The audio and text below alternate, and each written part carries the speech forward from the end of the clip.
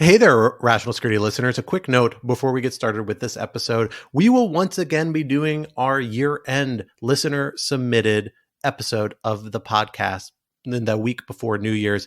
So if you have any topics you want to hear us discuss, any object lessons you want to share, be sure to email them to rationalsecurity@lawfareblog.com so we can include them in the episode. Thanks so much. Scott, so a little birdie, which was you 30 seconds ago, just told me that you have family heirloom tartan. And as you were describing that, Quinta came in and yelled, "Stop! Save it for the B-roll." So here we are in the B-roll. As we so often do in our little conversation before we get started. Indeed, I have an Anderson family tartan that my grandfather got on some trip to Scotland 50 years ago. I think it looks like this. I'm dropping a picture into our little chat window. It is not an attractive plaid, I will say. My grandfather had, I think, a kilt made out of it, and like a scarf and a hat. And it is, I'm colorblind, so it's very hard for me to tell what colors these are, but I know they don't look natural together. It's like a yellow, so I don't know how to describe tartan. We have like some brown, light blue, yellow, red. I like it. It's a lot of colors. There's a lot going on. It's maybe a little too much.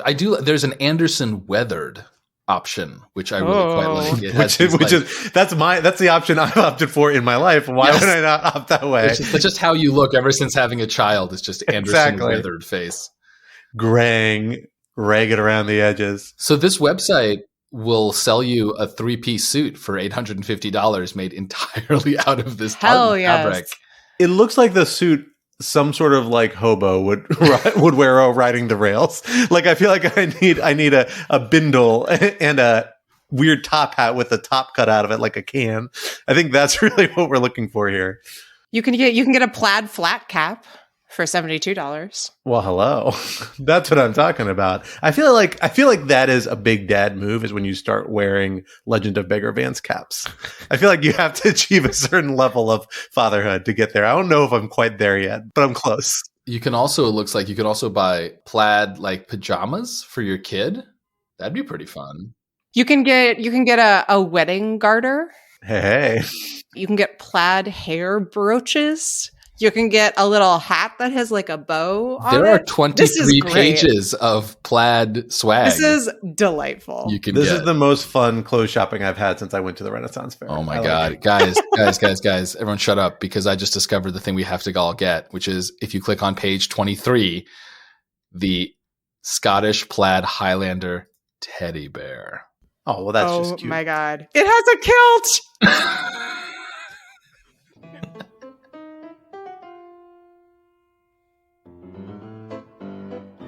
Hello, everyone, and welcome to Rational Security 2.0. Well, now just Rational Security. We're dropping the 2.0. I am one of your co-hosts, Scott R. Anderson, and I am here back with my two other regular co-hosts, Alan Rosenstein. Hello. And Quinta Jurassic. Hello. And we are thrilled, as always, to be joined by one of our favorite repeat guests, Lawfare executive editor, Natalie Orpett. Natalie, thank you so much for being back with us here today. Thanks for having me, guys. And do tell, what's the story behind dropping the 2.0? Is this an assertion of superiority? I think it's an assertion of longevity. I also ran out of sequel titles a few months in. It turns out that it's really hard to come up with that many titles to turn into vague puns on Rational Security. And 52 in, I called it quits. And now, we're just back to Rational Security. I think that's okay. We never changed the logo. We never changed the song. We're just, just a continuation of a tradition. I think we should actually go full totalitarian police state and rewrite the history and just deny that there ever was. It always was. Who is this Ben Whittisk? He doesn't exist in the books. It's anymore. Always been the three of us. We were always at war with Oceania.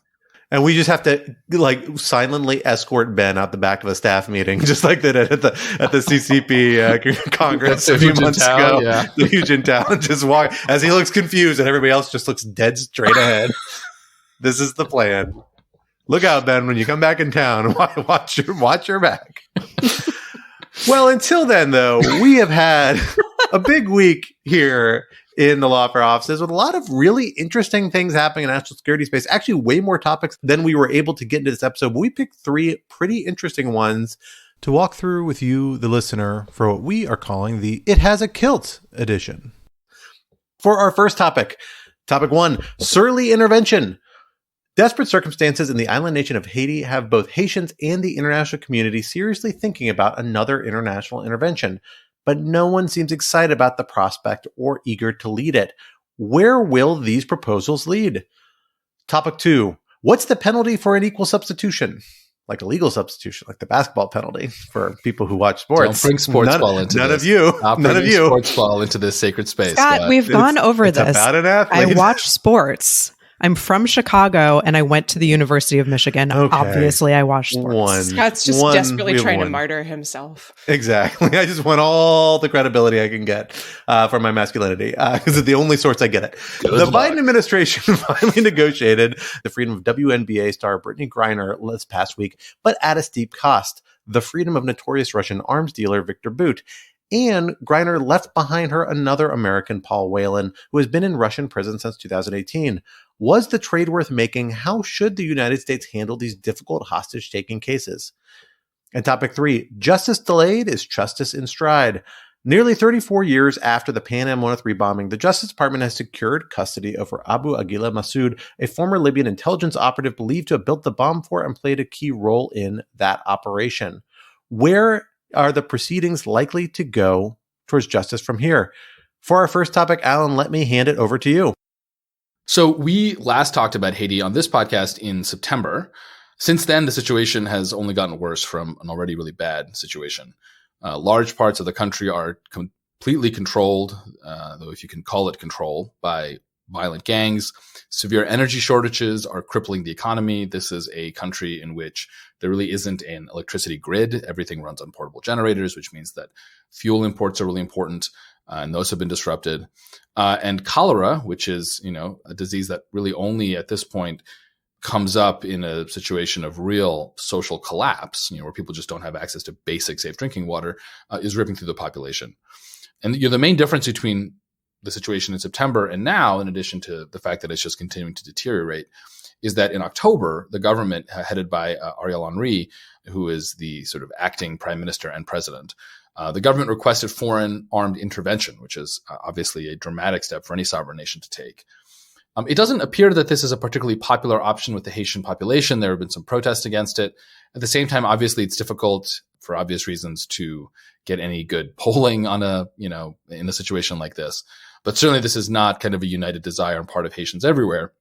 And, in terms of who would lead that armed intervention, the most logical answer would be the United States, given the fact that it is Haiti's largest, big, stable, rich neighbor. And in fact, the United States has had a long, not always happy, to understate it, relationship with Haiti. And so far, the Biden administration has, while obviously talking about the problematic situation in Haiti, not been particularly, or it's not been signaling a particular desire to intervene. So that leads us, in a difficult situation that's hard to predict. So let me start actually with you, Scott. What should the U.S.'s role be here? Either, leading this intervention or doing something more general behind the scenes? In a lot of ways, that's really the hard question at the heart of this, at least for U.S. policymakers, but to some extent for the international community as well. The United States has historically played the central role in leading international intervention efforts in Haiti, certainly in the last few decades and really throughout the 20th century. In a lot of ways, that were highly, highly problematic. Of course, you had a period of about 20 years for the United States, massively intervened in Haiti, engaged in a lot of pretty malign conduct, also kind of managed Haiti's finances for it in ways that were fairly exploitative in the early 20th century and kind of the World War I and beginning of before World War II period. We've seen this kind of difficult relationship as the United States has with a lot of Caribbean and Western Hemisphere nations that is very close to colonialism, kind of a slightly unconventional colonialism compared to European colonialism, but still primarily colonial sort of experience throughout certainly the early parts into the middle of the 20th century. And then in the last few decades, we've seen the United States launch at least two, in a way, kind of three separate interventions in Haiti. One in 1994 to restore a government that had been removed by a coup a few years earlier, one in 2004 to kind of put down a second coup, and that became a UN kind of stabilization mission.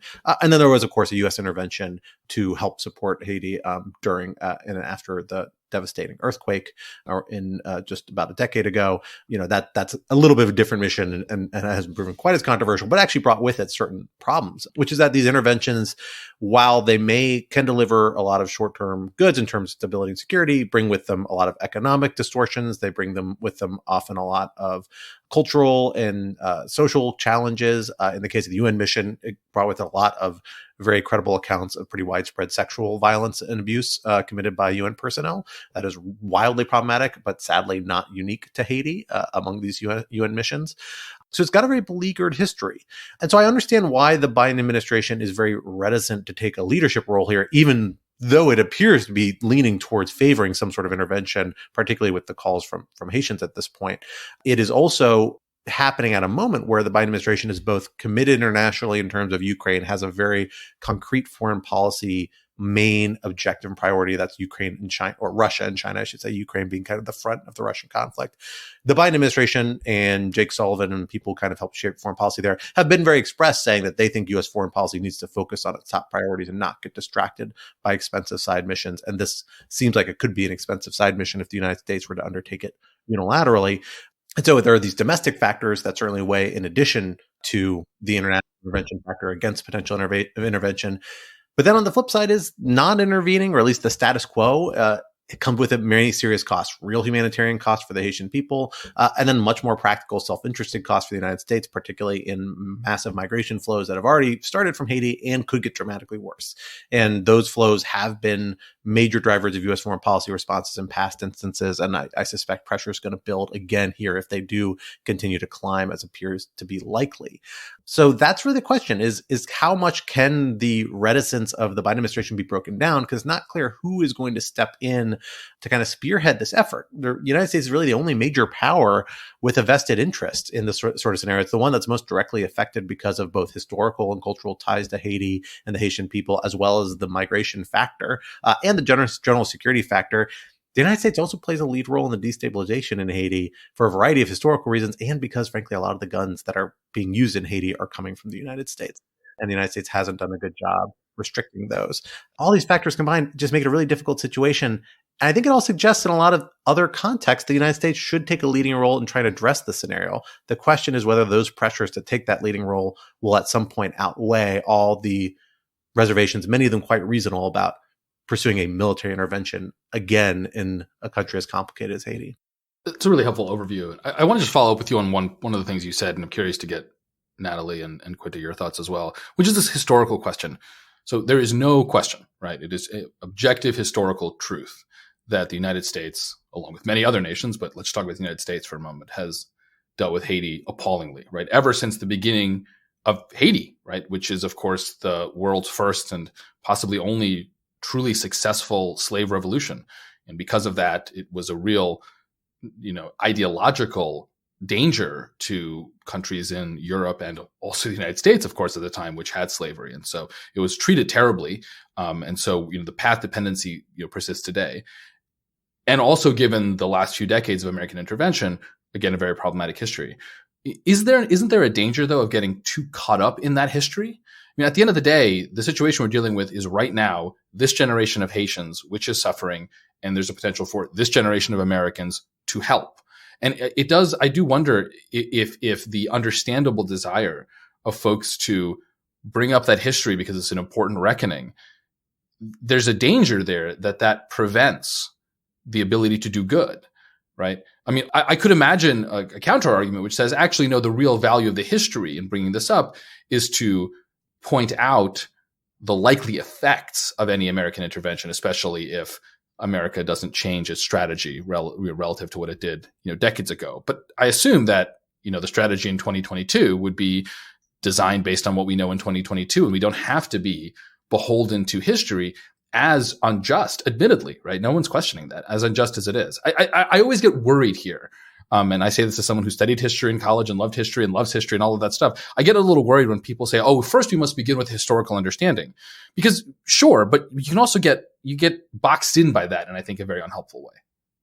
I don't know. I mean, I could imagine a situation in which we do get boxed in by history, but at least the commentary that I have seen around this has been more in the category of, as you say, Ellen, using history to understand how these things can go wrong, right? In the same way that we were talking about the UN mission in Haiti and how that led to an epidemic of sexual violence, the introduction of cholera, many really, really negative effects that Haiti is still struggling from. In the same way, I don't think the takeaway from the U.S. involvement, for example, in the troubled rule and eventual departure of Jean-Baptiste Aristide, the president of Haiti, is necessarily a sign that, the U.S. should never do anything, but more that those calling for U.S. intervention should be very conscious about the ways in which interventions along those lines can be, buffeted to perhaps ends that might not have been intended or pushed by forces that don't really have Haiti's best interests at heart. I do think that you can sort of meld all that together by saying, that one way to think about this carefully and in a humane way is to say, how do we think about the people of Haiti as people, rather than either a symbol of historical injustice or sort of poor huddled masses toward whom, white Americans feel pity, but not a real sense of responsibility or empathy, but actually listen to them as people and say, what do they need? What do they want? Not just white, to be clear, right? I mean, no, right. But we are all white Americans talking about this. So that's why I was framing it in those terms. I mean, the other thing that I do think is important is that the U.S. conversation around this, as we sort of started with, is really, really focused on the immigration aspect. I was listening to a podcast on The Daily with a New York Times reporter on the situation in Haiti, and what she was saying is that the Biden administration's nightmare scenario, those words, was that this sort of collapse of the Haitian government would lead to a flood of migration from Haiti to the United States as people try to flee and go to safety. And I think that it is pretty telling that the idea of people seeking asylum counts as a nightmare scenario for the Biden administration. We're currently talking, I think, the Title 42, which is the pandemic era measure under which the United States government has been turning back people at the border, is going to expire in just a few days, although the government is appealing a lower court injunction against its use of the authority. And I do wonder if that means that Haitians who are attempting to enter the U.S. and apply for asylum will maybe have a little bit more of an easier time getting into the country. But obviously that plays into some really ugly domestic political currents, and the fact that Title 42 has become such an important tool for the administration just points to how far right our politics have drifted. All of which is to say that it would be great, maybe, if the main thing that we could worry about is whether or not the sort of weight of historical injustice on Haiti was what was really driving U.S. decision-making here. But I worry it's more domestic right-wing politics on immigration. Yeah, so before we go to Natalie, just a quick follow-up on this immigration point. I agree with you that saying, the real tragedy or the real nightmare scenario in Haiti is these people coming here, right? That doesn't sound great because it's not great. But American politics is what it is, for better or for worse. For worse, frankly, in this case. I do wonder, though, isn't there, maybe in a kind of a perverse but effective way, this issue of immigration, isn't that potentially the site for potential bipartisan cooperation on providing aid for Haiti, right? Like, look, I think we should have way more immigrants in this country. Lots of people disagree with me. Fine, whatever the case is, right? So go to those people and say, okay, you don't want immigrants coming across the border? Well, then we have to go and provide a lot of help to Haiti, whether it's financial help, military help, aid of this sort or another. And I'm just curious, do you think that the Republican Party is sufficiently, internally coherent and can actually do basic Weberian means ends rationality?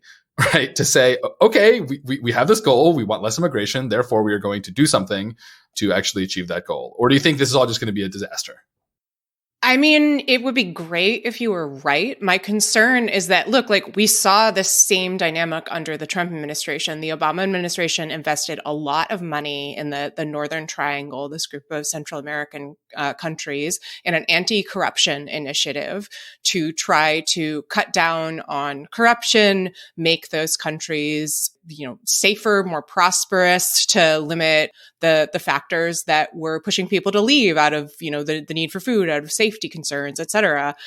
Trump came in, scrapped all of that work, like 10 years of work, and said, what we're going to do is we're going to try to fortify the border, and we're going to ask these Central American countries to try to fortify the border. And that didn't work. It didn't do anything. And so I worry that on the right, the response is more to try to, fortify the border and fortify immigration policy, rather than to actually look at the cause of what is causing people to leave and think carefully about what the U.S. can do in that context. I would love to be wrong.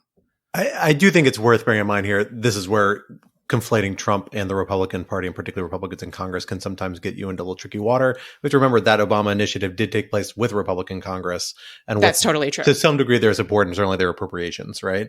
And there has been a fair amount of bipartisan coordination around a lot of, frankly, like regional foreign policy. Always points of tension and contention, Venezuela, Cuba being like the main ones. But there is, even in some increasingly contested realm of foreign affairs, in the Western Hemisphere, seems to be areas where there's more room for cooperation once you get away from those hot points. And I'm not sure Haiti is quite one of those hot points. But I think your point still will take in, Quinta. Just want to flag that. I agree with this. I think I don't have a ton more to say on the immigration issue and the extent to which that is affecting the Biden administration's calculation about what to do. I mean, it obviously is, but I think hard for us to know what percentage of weight is the Biden administration giving to this vis-a-vis humanitarian intervention for other reasons. I'll just say, sort of circling back to Alan's initial point, I think that your question is fair, but also discounts the present role of history and rhetoric around history and how it's being deployed by different factions within Haiti. So the extent to which history is part of the discussion that is essential to figuring out Haiti's political future, and has been being deployed, how these different framings of history and what interventions happened at what time and who they were supported by within Haiti, and how, Aristide used certain gangs to try to promote his power, and opponents did at other times. That this history is also very inseparable from domestic Haitian history, and the reason it's a self-perpetuating cycle, and it's also a chicken and an egg situation, frankly, because these interventions have been not only U.S. interventions but other countries as well. And in particular, UN interventions have been for a variety of reasons, some of them humanitarian and some of them really self-interested and terrible, as we've said. But they've also been responded to and utilized for the purposes of different entities, different individuals, different factions within Haiti to try to assert power and to leverage those interventions in different ways and shape their narrative of history and their arguments about why they should be in power accordingly. So I think that this is not a retrospective evaluation of history. I think it is, it's not just a reckoning with what happened. It's more about how the existing actors are going to frame what should be Haiti's future and how that will be seen or not by the Haitian people as legitimate. I think those are really well taken points. And it's a lesson worth also bringing to our current context about how history is used also in framing U.S. or international response of different types. I think this question of international intervention often falls into this problem a little bit, right? We're in the scenario now that we are in kind of a pendulum swing after Afghanistan and Iraq, where we had a period where people were way too willing to engage in intervention. And we've been living through the consequences of that for 2 decades, where I think people are rightfully wary of intervention. But there's also a little bit to which I think we can let lose a little bit of ourselves in the history, or let the history cabin us in a way that kind of Alan was describing earlier on, boxing us in terms of ruling out certain options or framing them or tying them such a negative legacy in a way that groups things in binaries or cuts off options without actually engaging in pros and cons or detailed studies saying, here's actually the things that might have worked or didn't work. I really think we're falling for that here. I mean, last time we talked about this, I said, and I stand by this, and I think it's proven true and is going to prove true, is that we're just going to get to a point where we're going to be left with no better option but intervention. And I think we're getting there if we're not there yet. And I think we need to be honest about the costs and real risks of intervention and the hard parts that come with it. But we also have to acknowledge certain things that intervention might be able to accomplish. And the number one thing that's most kind of an immediate concern, it seems like, for the Haitian authorities and for people in places like Port-au-Prince and other places, is reestablishing core kind of basic foundational security. That is not a whole solution. I think in the U.S. history, we have this big problem that we tend to lump everything in as an intervention. And once we solve the immediate problem, particularly to ourselves, once we stop the immigration flows in this case, let's say, as kind of the most proximate threat to U.S. interests, all of a sudden, U.S. interest lapses, U.S. support fades, foreign assistance fades, it falls off the radar to some extent. And I don't know exactly how to combat that. And I don't think we should have any naive assumptions about how much intervention can accomplish, but it seems like there are little discrete goals where you could see making progress there. And in that case, if that's true, and I think it is true, and I think there's a good argument the United States is best equipped to do it. The United States has the most substantial military, most specific interests. Frankly, they have a military that has the best chain of command and discipline of regional militaries likely to do stuff like this. And frankly, of militaries that usually volunteer for UN missions. The United States is much better equipped.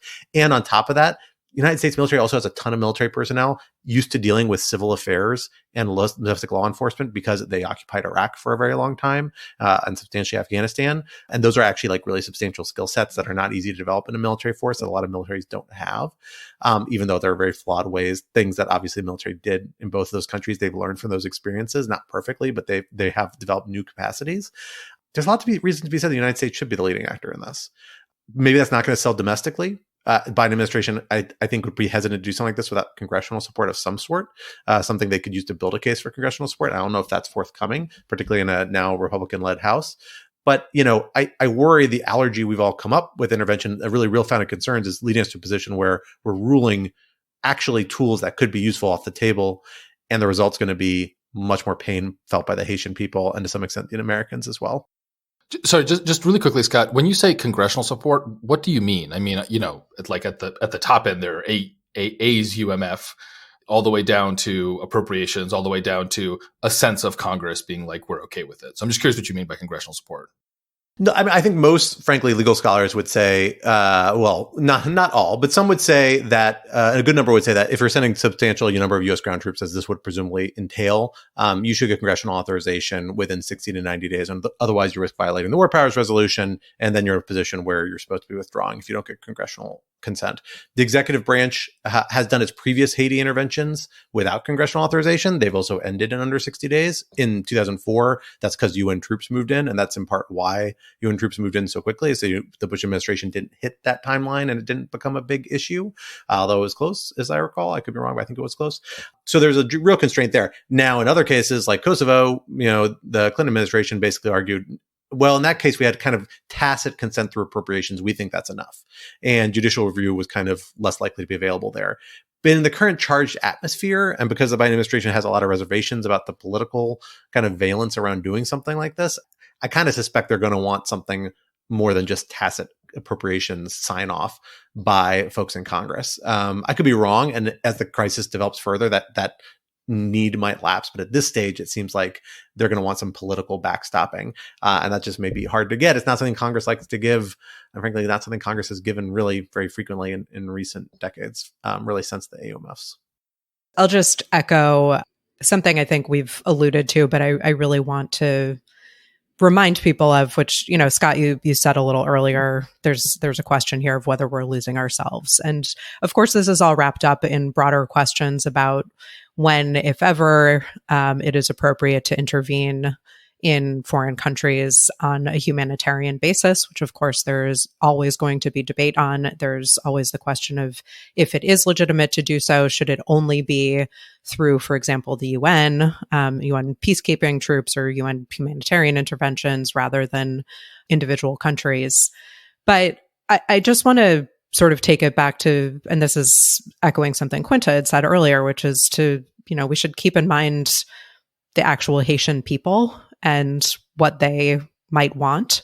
My sense of the reporting is that there was actually seemed to be some divisions about whether Haitians want foreign intervention or not. But I think we just need to come back to how absolutely desperate the situation is there right now. And not only for the purpose of deciding, how scary might it be to people who are anti-immigration that Haitians will be leaving Haiti in droves, and, how much that evokes what was happening in the 90s with, people falling off of boats, and with the United States having to detain Haitian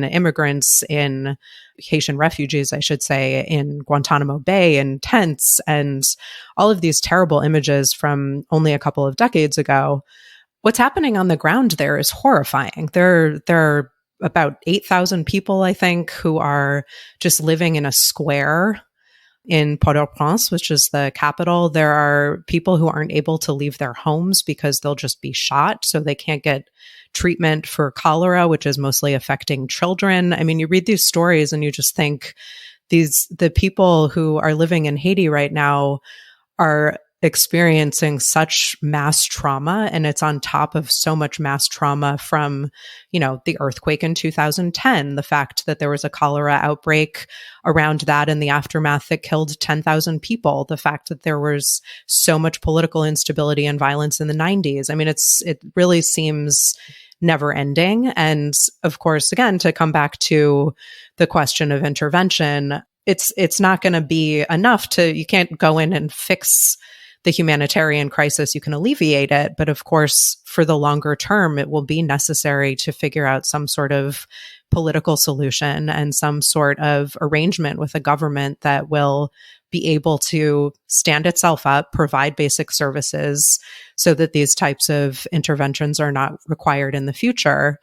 And there will need to be a legitimate and credible government. And of course, that is a much more complicated and long-lasting problem than solving the immediate humanitarian needs relating to, fuel and water access and food.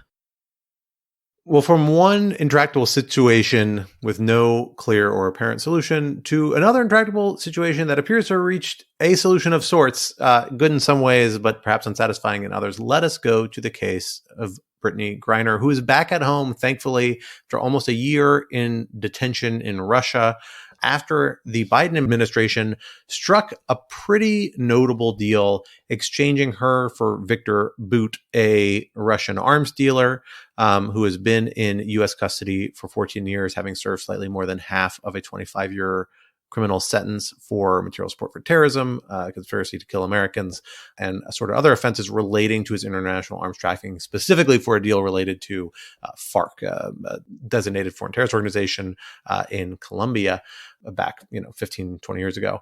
It's a big exchange, but one that has proven really controversial for two reasons. One, because people saying, how can we give up Viktor Bout, who seems by some people's assessments to be a bigger criminal than, I guess, Brittany Griner is somebody who needs to be brought home, that there's some sort of inequitable balance there in some folks' eyes.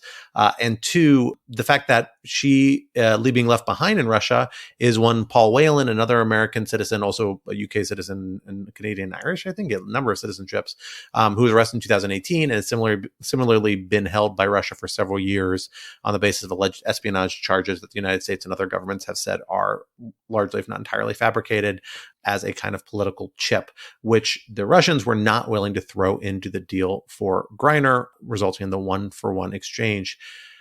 Quinta, let me start with you on this. What is your sense of the equities here? What do you make of some of the criticisms we're seeing of the Biden administration's choice? Do you think some of those criticisms are reasonable and well-founded or made in good faith? Are they mostly kind of political slaps being made in an opportune moment for what obviously was a difficult decision for anyone in this position, including the Biden administration? And really, what does this tell us about kind of the broader notion and strategy of hostage diplomacy, which is just becoming a more regular reality, even than it has been for the last several decades in U.S. foreign policy, now with more and more with these peer countries like Russia and China? Yeah, I'll hold off on the sort of strategic question of hostage diplomacy, because my thoughts are, wow, this seems like a tough issue. I'm glad other people are having to think it through.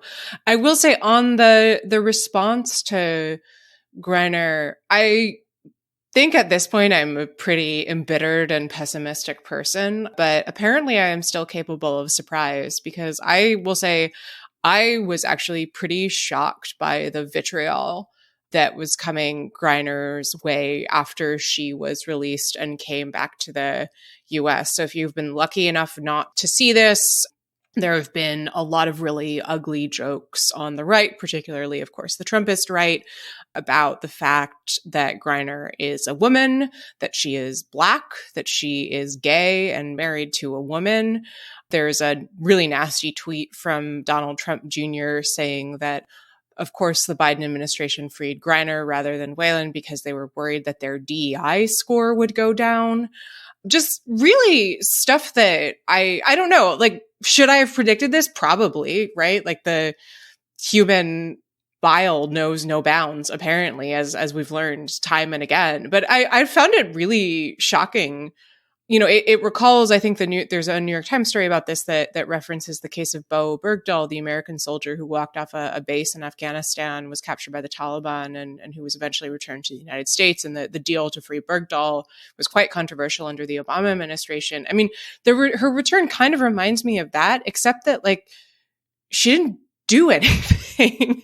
unlike Bergdahl, which was genuinely just like a weird case. I mean, Griner is her sin is that there was a trace of oil that had cannabis in it in some containers that she had in her bag, and Russia charged her with drug trafficking. She's clearly a pawn. And so I've been pretty shocked by the rhetoric around this. I think it's also worth noting that Whelan's family has been pretty out front. They released a very generous statement saying that they understood that, you know, that the Biden administration got a deal that they felt that they couldn't turn down, that Russia was treating Whelan's case differently. I don't know. I wonder if that's because Russia is insisting that he was engaged in espionage. And his sister gave a really interesting interview to The Atlantic. And part of what the family is expressing frustration over is the fact that Trump and his supporters are sort of running around saying, can you believe that Biden freed Griner but not Whelan? The family was begging Trump, according to these interviews, to do so much as tweet about Whelan during Trump's presidency when he was captured, and he didn't even bother. So, I mean, these are obviously people in extremely desperate situations, and I find it really disgusting and disappointing, if we're still capable of disappointment, that they're being tossed around in this way. Yeah, I mean, I agree with all of that. I mean, I think framing this as some sort of DEI exercise is gross. Also, I mean, I will say, if you're going to frame it that way, at least recognize that it's terrible to be a hostage in the Russian prison system, no matter who you are. It's probably that much worse if you're a gay Black woman, given everything we know about Russia. You know, to me, the thing that is interesting, in addition to the depressing fact that the, you know, partisan culture war consumes everything, as Quinta pointed out, is that I just don't know how popular these hostage resolutions end up being. Putting aside the kind of the crazy fringe, right, that will always find a reason to distort this, just as a general matter, you know, I'm just not sure how much credit, as it were, Biden will get for this. Now, to be clear, that's not the most important consideration, obviously, but like it is a consideration and it is worth reflecting on. And I wonder if the reason, or one of the reasons, is that people recognize that getting a hostage back, even in the sense that it is a local victory, is kind of, in some sense, always a global defeat. If you do it in a way that does not end this tactics being perceived as profitable for the other side. And I just think there's just a recognition generally, and I'm not even sure the Biden administration would dispute this, that, you know, any victories here, well, I mean, obviously amazing for Brittany Griner and amazing for her family, and we should be so grateful for them. And, you know, if I were in their position, I'd be desperately trying to have this resolution as well. And I think this gets to Scott's kind of more strategic question. I just don't see how this does anything other than embolden, whether it's Russia or China or Iran or North Korea or, I don't know, whoever next, to do this. You know, and I do wonder if the American public is beginning to recognize this fact. Yeah, I mean, I think, as Quinta said, this is tied up with broader questions about hostage taking and what the appropriate response is, and both in the immediate term and in terms of negotiations after the fact. And it's just really complicated. And I think it's both a trend that needs to be thought about, but also a lot of times these are case by case bases and analyses. And, one thing that I think is really lost in some of our domestic rhetoric, unfortunately, is the fact that the Biden administration has made clear that they could not have gotten Whelan out of this deal. And I believe that Whelan's family has acknowledged that and accepted that that is true. And so, sure, bring up a debate about whether it was more appropriate to try to get Whelan for Viktor Bout or Griner for Viktor Bout. But it doesn't matter because he wasn't on offer. And the discussion there leaves out the Russian side of this, which is which person are they willing to let go? So the discussion with regard to Whelan is really sort of a red herring in my view, to say nothing of the fact that he's been accused of different types of crimes, and he was apparently not under discussion for this type of arrangement by the Trump administration, as you mentioned. But I think you have to look at what the realities on the ground are. So I want to ask about this because I do understand that Whelan was quote unquote not on the table, but I guess I'm still not sure what that means exactly, right? I mean, everything is always on the table. Like the table is whatever the negotiators want the table to be. So I don't think you can say, look, we shouldn't consider Whelan here because he was not part of the negotiations. I think you have to say, no, we chose not to push Whelan because we were worried that we wouldn't get either.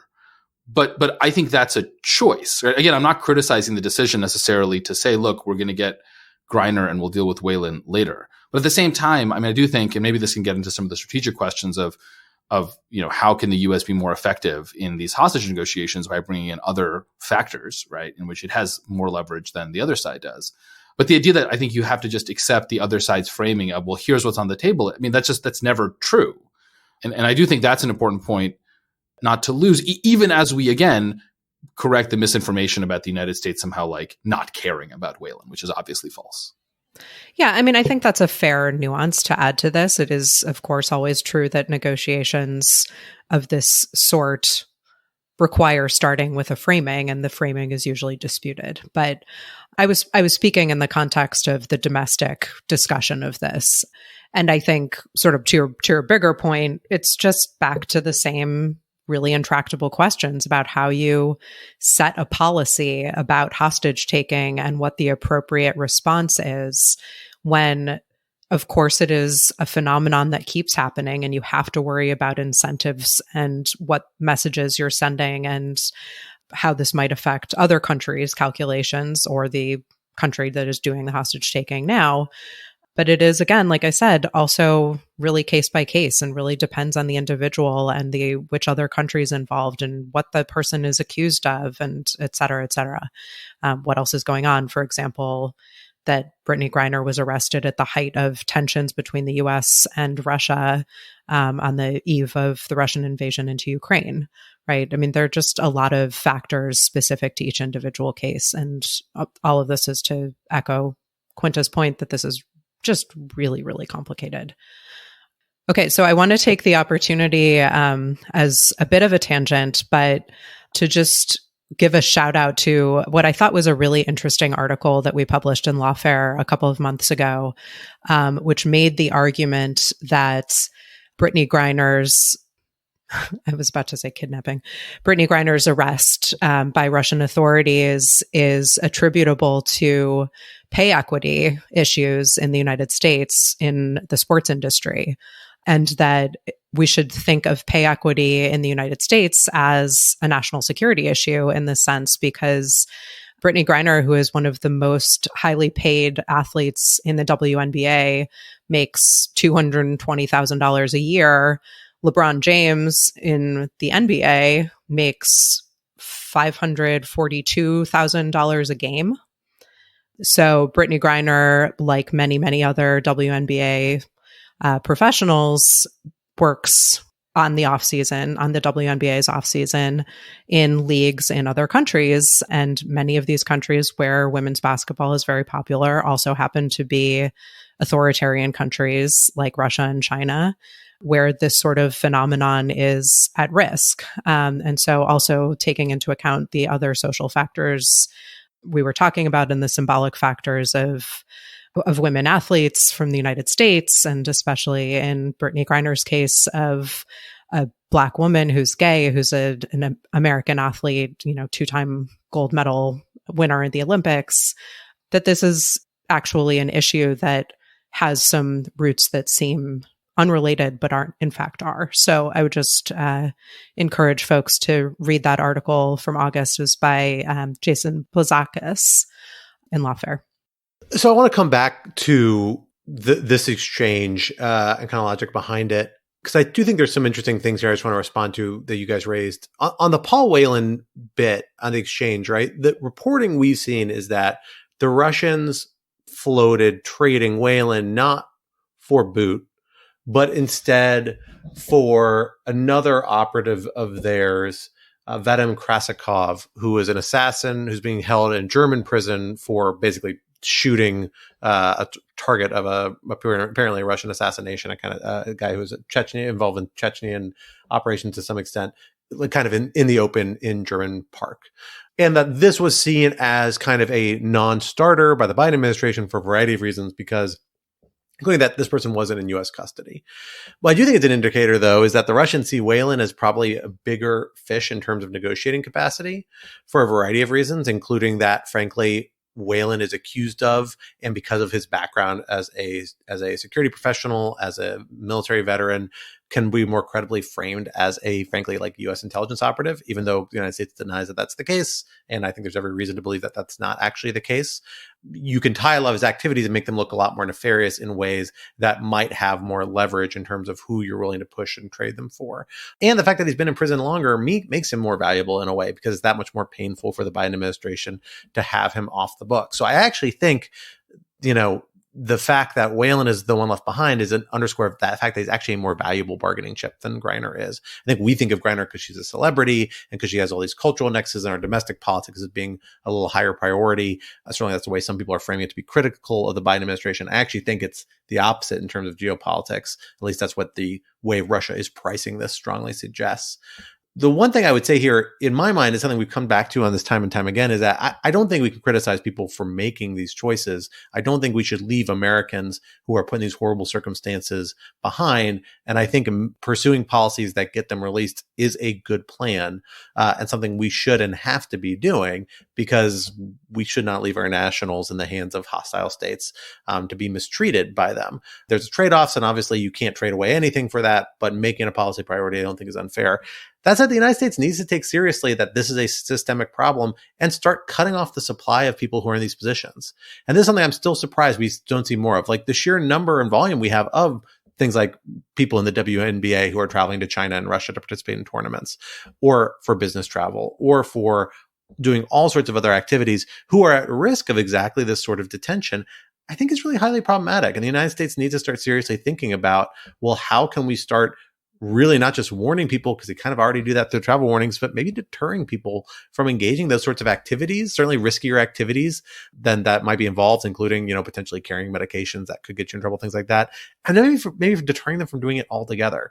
And that's really hard to say for those of us who grew up in an era of a kind of an open global economy, and where global travel was pretty available to almost any corner of the world. But I do think it's just as a policy priority, it's something that needs to happen, and it needs the Biden administration and its successor be well advised to start considering how to structure things in a way that makes these scenarios less likely to arise in the first place, as opposed to cutting off means of resolving them at the back end, as some people who criticize these exchanges are suggesting. Well, the U.S. has lost custody of Viktor Bout, but we now have custody of a leading suspect in the 1988 Lockerbie bombing. So this was a long time ago. So just a brief recap. So this is in December 1988. Flight Pan Am 103 exploded over Lockerbie, Scotland, killing everybody on board, and 11 residents of the town below were hit by various parts of the exploding plane. It was later determined that this had been caused by a bomb planted on board by Libyan nationals, likely linked to Libya's then leader Muammar Gaddafi. Two were tried by a panel of Scottish judges who were convened in the Netherlands, but one, Abu Agila Masud, was never taken into custody. In 2020, the Justice Department under Bill Barr indicted Masud for his role in the bombing. The U.S. still did not have custody. He was in Libya. And now, quite suddenly, he appears to be in U.S. hands. It was announced earlier this week that he had been arrested. I believe as of yesterday or a couple days ago, he was on U.S. soil in a U.S. courtroom. It's a pretty astonishing story. And I think there are a lot of interesting angles to it. I mean, as an initial matter, I think for the families of the victims, it's probably really important to sort of get closure for this event in their lives that had never really definitively been resolved. And I know I've seen victims writing and speaking about that. But there are a lot of questions, including, how difficult is it going to be to bring this case against Masud 34 years later? There are some strangenesses around the confession that he allegedly gave to a Libyan official, and I believe 2012 after the fall of the Gaddafi government. And there's also some weird circumstances around his handover to the United States, which I am calling a handover rather than an extradition, because it seems like things might have gotten a little hinky, to use a technical legal term. Natalie, why don't I turn it over to you? Because I know you've been thinking about this and curating Lawfare coverage. What do you make of this development? Yeah, I think, as you said, the things that are of particular interest to me are, okay, so what happens next? And that has a lot to do, of course, with what happened to get Masud into U.S. custody. And there are a lot of concerning things that are being reported about that. So as you said, the confession on which it seems the U.S. will be building its case, although of course we don't know because they haven't started making arguments in court yet, though of course we can read the indictment, was in 2012, soon after the fall of Gaddafi, who is someone for whom Masud was working as an intelligence agent. So this was under, new rule, recently deposed administration for which the defendant who supposedly confessed made this statement. And he was then detained for a long time. He had been serving a 10-year sentence for other crimes unrelated to the Pan Am Flight 103 issue until about 6 months ago, and then was released. So there is a question to me of why was his release not negotiated with Libyan officials from Libyan prison? Because obviously, as you said, Quinta, the indictment was in 2020. So he was not extradited from Libyan custody where he was already serving on unrelated charges, but rather released and picked up by a militia that is affiliated with the current Prime Minister, Dabibe, whose role is contested right now because he was part of an interim government for which his mandate ended about a year ago. And so to me, there are a lot of questions wrapped up in what all of this says about Libya and what's going on there. But of course, with what is of concern to us, what does all of that mean? And how was Masud treated in custody? How was he treated in his being picked up by this militia group and being transferred from the first militia group to another militia group to U.S. custody? What happened to him then that's going to affect his trial in the United States and the admissibility of any evidence that comes from there, and just general due process concerns? I think there are just a lot of things to this. Yeah, this is a really interesting case. And in some ways, it's kind of riding off a pattern that we've seen we've actually seen a number of criminal suspects extradited, which I'll use in quotes a little bit because it's not clear there's a conventional extradition in all cases. Some cases rendered might be more appropriate. Out of Libya over the last few years, we had, I think, at least 2 criminal suspects related to the Benghazi killing, that's the attack that killed Ambassador Chris Stevens and several other Americans at a diplomatic facility in Benghazi in 2012 that have been brought back to the United States and prosecuted in federal courts. And this is kind of following that model. It's worth noting for folks who haven't followed this stuff, the United States has a legal doctrine around this, has for a very long time, that basically says no matter why this criminal suspect has found its way into your jurisdiction, they can be tried. Maybe they'll have legal claims against other people for unlawful conduct, but it doesn't affect jurisdiction over them. It's called the Kerr-Frisbee doctrine. And this is why for a long time, actually even more before 9/11, but even after 9/11 substantially, you would see terrorist suspects either kind of be lured to your jurisdiction or sometimes in cooperation with foreign intelligence or law enforcement agencies, just kind of transported back. And so you will read in a criminal complaint the Justice Department prepares, usually in the Eastern District of Virginia or in New York court. In this case, it was in DDC. It looks like here in Washington, D.C. The complaint will say the individual was thereafter found within the United States without much explanation about they arrived there, in part because it's not actually legally relevant, at least under existing precedent. A lot of people are highly critical of that. And maybe there are some limits that haven't been tested by the courts yet where that would give way, but it doesn't seem too likely here. Although I think all those issues about who transferred him here because of the state of Libya, all the different factors, are very real policy questions, particularly in terms of the exchange and the fact that no one seems to be taking responsibility very well might be suggesting that might reflect the fact that domestically, politically controversial potentially, or that maybe it was a faction that's not the recognized government that the United States usually deals with that only controls part of the country there, in effect. In regards to this particular case, I think this is a big victory. I think we should acknowledge that. It's important for the United States to keep chasing terrorism suspects even decades after the fact. Other than the fact we owe it to our victims, the Pan Am 103 bombing was the biggest attack in terms of fatalities to Americans until the 9/11 attacks. It is a major monumental event in American history that has been overshadowed a little bit by the 9/11 attacks, but nonetheless really weighed in the national psyche for a long time for good reasons. And it's important the United States keep pursuing that for justice for the victims and frankly to deter people engaging in this so that they know they're not going to be free from it really anytime in the rest of their natural lives. So I'm wholeheartedly support the Justice Department doing this, but we should not have no illusions. I think this is going to be a really hard trial. And I'm really curious what the Justice Department strategy is here. Alan, maybe you have some thoughts on this. I'll know for historical reasons that the actual trial that took place in the Netherlands under Scottish law before a tribunal of Scottish courts, this was the terms that Libya negotiated when they handed over the other prior 2 suspects for this attack, one of whom was acquitted ultimately in 2001. The other one was convicted and then subsequently released on humanitarian grounds once he was diagnosed with terminal cancer about 10 years later. That trial was really problematic because at that point they were trying people for an incident that had already at that point happened 12 years earlier.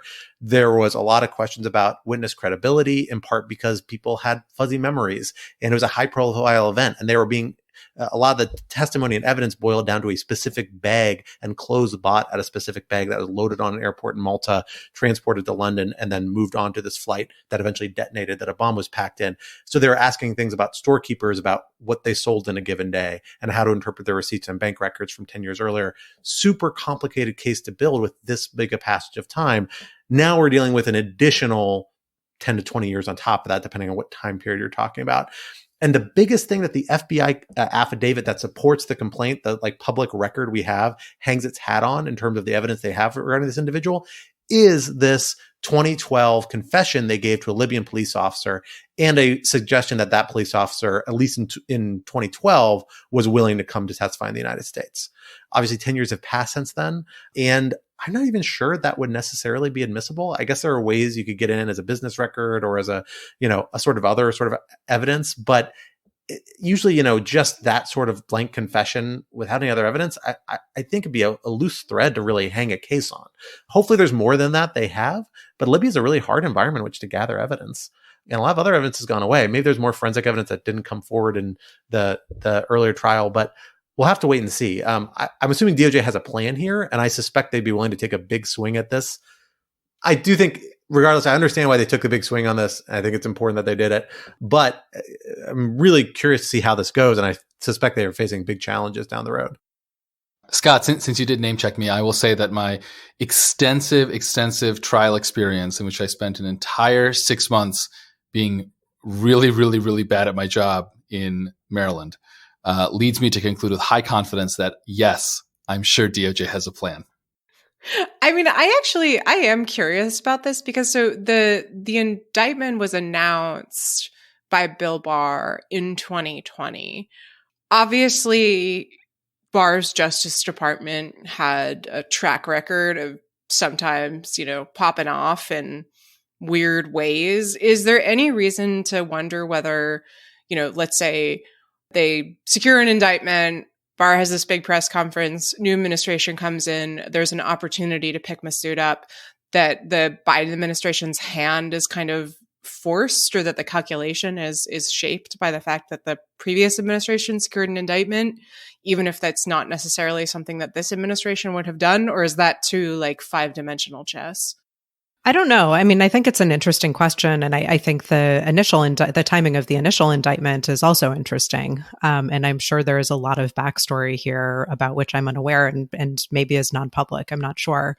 But, one thing we didn't mention is that I think, at least in the popular consciousness, the identity of Masud as being associated with this came from a 2015 documentary by Ken Dornstein, whose brother was killed on Pan Am Flight 103 and who did a documentary series deep dive research into what had happened and discovered Masud in Libyan custody in 2015. So, of course, a documentary does not make for enough evidence to reach an indictment, but that was something that a lot of people have identified as being sort of crucial in tracking him down and affiliating him with this incident. Although, as I said, I'm sure there was a lot more going on behind the scenes that I'm not aware of.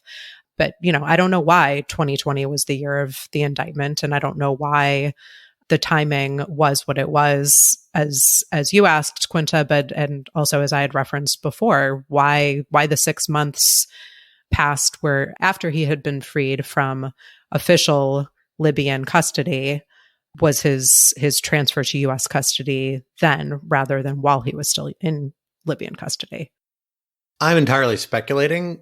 My suspicion, though, is that they've pursued the complaint to try and do a formal extradition through one of the legal authorities in Libya, either the recognized government or maybe some other pseudo-governmental authority. And that did not work.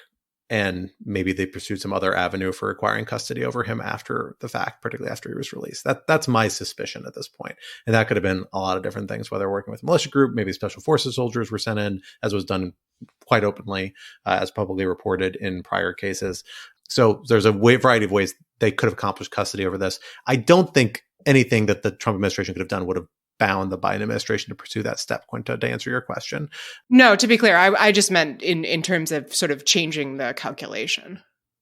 I mean, certainly like the fact that they obviously ID'd this guy and had eyes on him made it a tempting target. But I think as a matter of U.S. policy, really, there'd be a strong push, no matter what the administration is, to try and achieve custody and prosecute somebody like this because of the gravity and custody of these crimes. Just the real challenge you may face is that the United States has very real evidentiary bars for very good reasons in its criminal process. We have a strong, robust system of criminal defenses for a good reason. And you can often surmount those international jurisdiction cases. I think a lot of criticisms of that have been proven wrong in the fact that we routinely do prosecute, foreign terrorism suspects in U.S. courts for crimes targeting Americans. But ones this old pose real challenges. And we've already seen those challenges in a very real way in Scottish court the last time around, and they only have gotten worse in the last 20 years. So I do think it might be an uphill. One thing worth noting, this individual has also implicated himself in the same confession in the La Belle discotheque bombing. This was an earlier attack that occurred in 1986, where he also claimed to have designed the bomb in the same manner as he did with Lockerbie. So it's quite possible that maybe there's additional evidence or additional charges that could be brought related to that incident. And I don't know enough about exactly what the evidentiary trail. I don't think anyone's ever been tried for that. There was a responsive military strike on Libya, as I recall, but that was kind of the full scope of the direct, kind of public U.S. response that I can recall. No criminal prosecution. And at least two, maybe more U.S. service members were killed in that attack. I think it was 2, with many more injured. So there could be charges brought from that.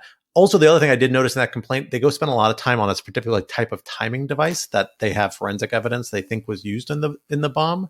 So it's possible maybe that they can tie this guy to that timing device if he's the person who designed it.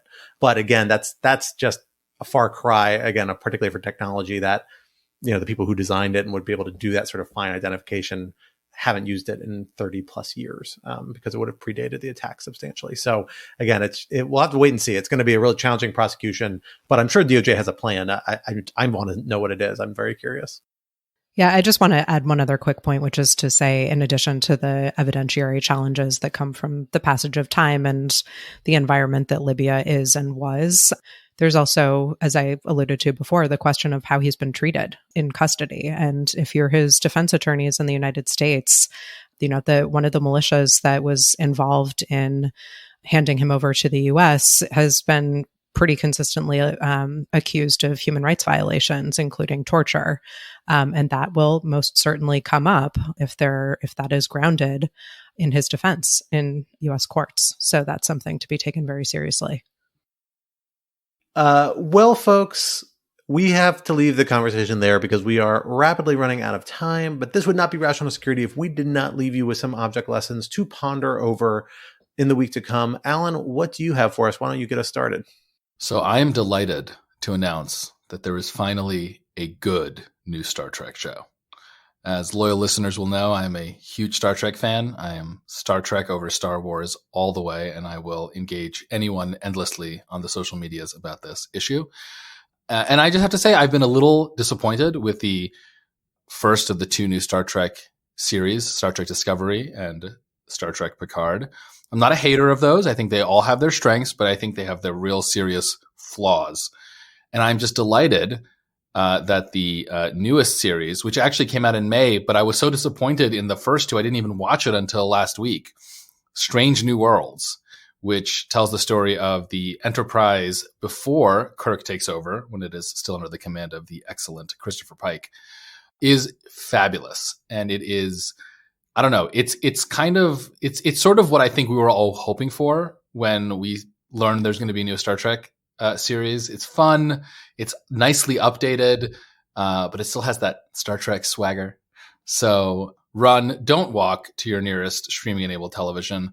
Pay your whatever $9.99 for Paramount Plus, because what we all need is another streaming subscription, and watch Star Trek Strange New Worlds. Quinta, what do you have for us today? I have a piece of pop culture from a little farther back.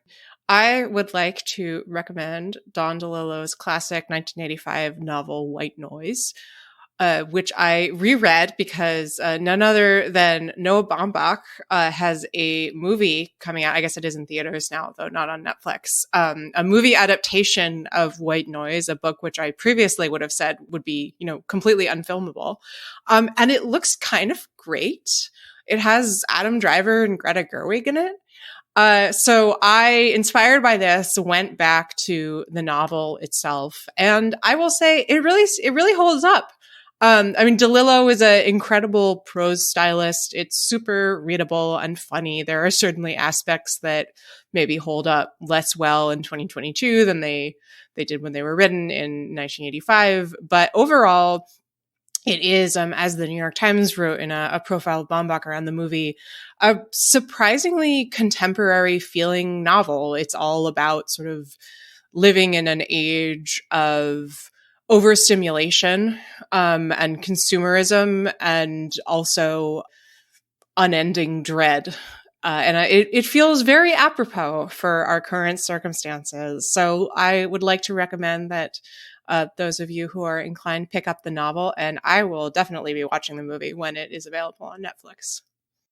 I thought the movie looks great. I'm really excited about it. It was a really good profile of Baumbach in, I want to say it was a New Yorker. Yeah, that's the one I was thinking of. Yeah. So it was really interesting. Yeah, I'm very excited about that movie.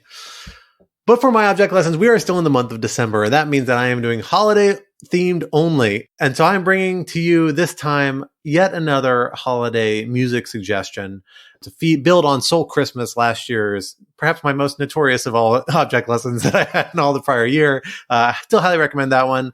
Earlier this year, I also recommended Lowe's Christmas album, which was also phenomenal. But I'm going to recommend this time an album that I find myself coming back to time and time again every year. A kind of famous one, but one that not everybody's aware of, it's The New Possibility, John Fahey's guitar-solely Christmas album.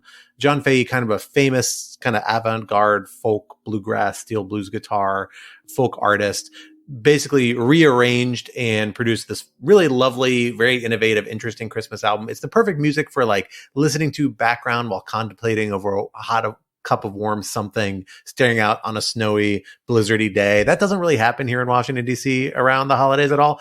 Maybe a month or two later every couple of years.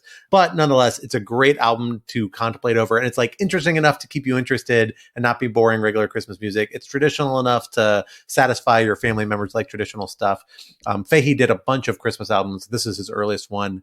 And there's also really cool liner notes that are worth finding, because he's a very big student of music, and they're very contemplative and reflective of both religion and philosophy and music, which really is in sharp contrast with his interviews of why he built this album, which he said he produced it because he saw Bing Crosby selling all those Christmas albums every year, and he wanted in on the action.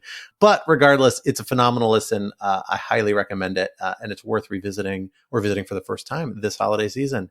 Natalie, bring us home. What do you have for us this object lesson session? So I have recently been on a short story fiction kick. I, as will not be foreign to any of you fine people, I read a lot of news and listen to a lot of newsy podcasts and analytical things and foreign policy and law, and read lots of legal opinions and blah, blah, blah, blah, blah. And it turns out that reading fiction written by just truly superb writers is delightful, especially when it has nothing to do with all of the other things that you have to read for work and life. So I will just mention two things I've been reading lately. One is, very surprisingly, I had not heard of this author before, though I wouldn't be surprised if I've read his stuff before in the New Yorker. I read a story in, I think, a November issue of the New Yorker called Princess by T. Coraghessan Boyle. I apologize if I mispronounced that name. But it was just so fantastically written, and I really, really enjoyed it. Short story, as I said, so easy to get through, especially if you're prone to falling asleep while you're reading at night because you have a 3-year-old. The second thing I've been reading is a collection of short stories by Hillary Mantel that she wrote early in her career, and had been off of my radar until I read a profile of her and her career after she died recently. It's called The Assassination of Margaret Thatcher, a collection of short stories. And it's also been really, really excellent, and just sort of a nice way to engage with literature in bite-sized pieces and to have a little bit of escapism from the otherwise occasionally heavy things that I have to read the rest of the day. Well, folks, that brings us to the end of this week's episode. Rational Security 2.0 is, like its forebear, a production of Lawfare. Be sure to follow us at RATL Security, and be sure to leave a rating or review wherever you might be listening. While you are at it, visit lawfareblog.com for our show page with links to past episodes, for our written work and the written work of other Lawfare contributors, and for information on Lawfare's other phenomenal podcast series. And be sure to sign up to become a material supporter of Lawfare on Patreon for an ad-free version of this podcast and other special benefits. Our audio engineer and producer this week was Kara Schillen of Go Rodeo, and our music, as always, was performed by Sophia Yan. And we are once again edited by the wonderful Jen Patcha Howell. On behalf of my co-hosts, Quinta and Alan, and our special guest, Natalie Orpett, I am Scott R. Anderson, and we will talk to you next week. Till then, goodbye.